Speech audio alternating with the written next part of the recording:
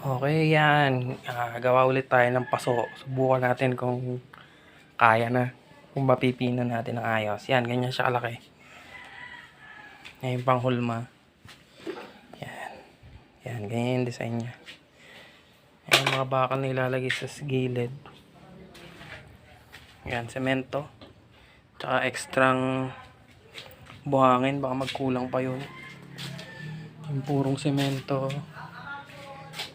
Tsaka yung screen niya. Pang frame. Yan. Bukan ulit natin gumawa ng paso. Yan. Okay. Let's go. Pisa na natin yan.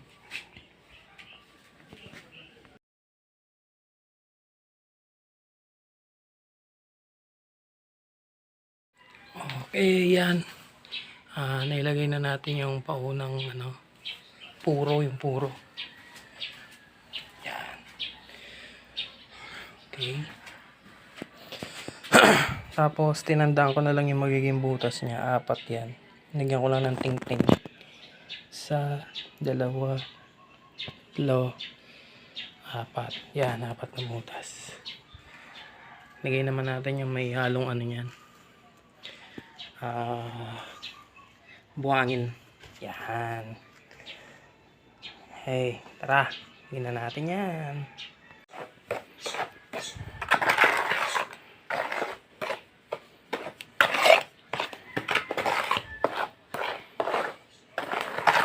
Medyo magaspang lang yung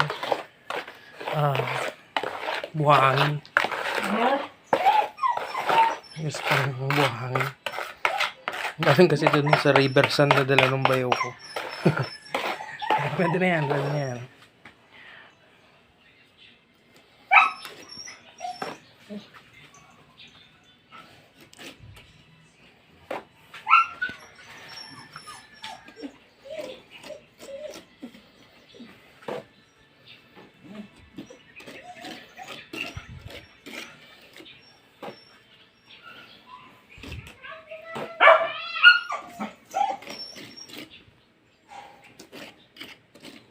Ayan, pakita ko na lang pag natapos ko na yung may buhangin.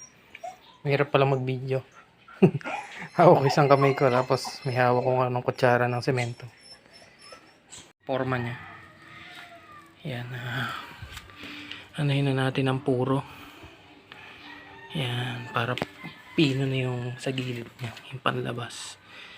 Ayan, medyo madilim dito sa part na to. Ayan. Ayan, puro naman, puro. Okay yan, no. Hindi na kaya ng powers. Mas maganda naman siya kaysa dun sa nauna. Ayan, mas detalyado naman siya. Hindi nga lang ganang kapino talaga yung nagagawa ko. Kung marami pa.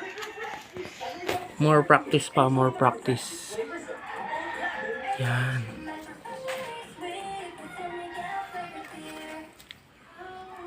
Ayan, more practice pa. Ha?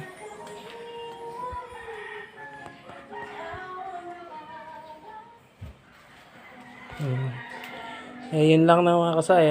Subscribe lang dito sa YouTube channel ko. Para sa mga bonsai updates natin. Yan, no, try din tayong gumawa ng mga sarili nating paso. Para na hindi na tayo bibili. Try nyo rin mga kasay. Walang mawawala. Practice lang yan, practice lang. Bye bye.